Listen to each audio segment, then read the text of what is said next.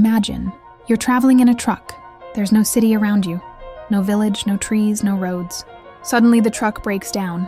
You pull out your phone, no signal. You pick up a water bottle, it's only half full. And then you realize that you're stranded in one of the most unforgiving places on Earth, the Sahara Desert.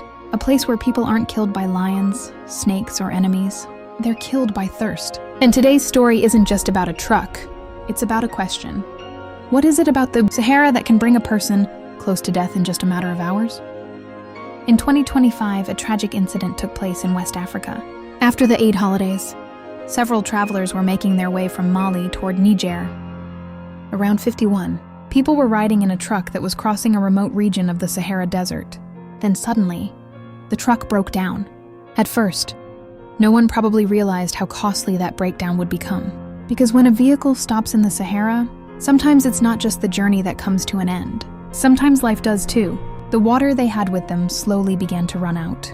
And then the Sahara started revealing its true face. Most people think the Sahara is just a massive sea of sand. But in reality, the Sahara is the largest hot desert in the world. It covers more than 9 million square kilometers.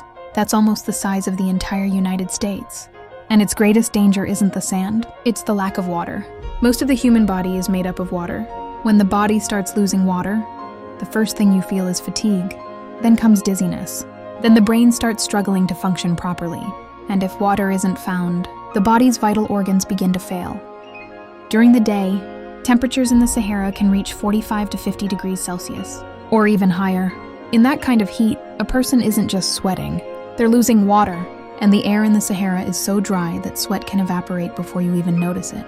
So you think everything is fine, but your body is slowly running out of water from the inside. That's why dehydration happens so quickly in the Sahara. But the most terrifying thing about the Sahara isn't just the heat. It's the isolation. If your car breaks down in a city, help may be available. But in many parts of the Sahara, you won't see another person for dozens, or sometimes even hundreds of kilometers. And once the water runs out, time becomes your greatest enemy. According to reports, the people traveling in the truck suffered from severe dehydration. Time passed. The heat grew worse, and one by one people began to collapse.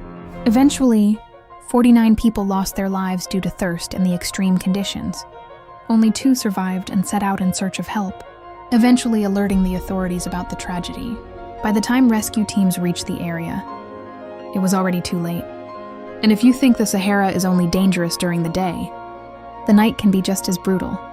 While the daytime brings extreme heat, the temperature can drop rapidly after sunset. That means a person can face both intense heat and intense cold within just a few hours. This sudden change puts enormous stress on the human body. Sometimes death doesn't come in the form of a dangerous animal or a weapon. Sometimes it comes in the form of an empty bottle. And the Sahara reminds us of a harsh reality. The water we waste every day without thinking is the same thing some people would give their lives for just a single drop of. In the Sahara, it isn't the sand that kills you. It's the thirst,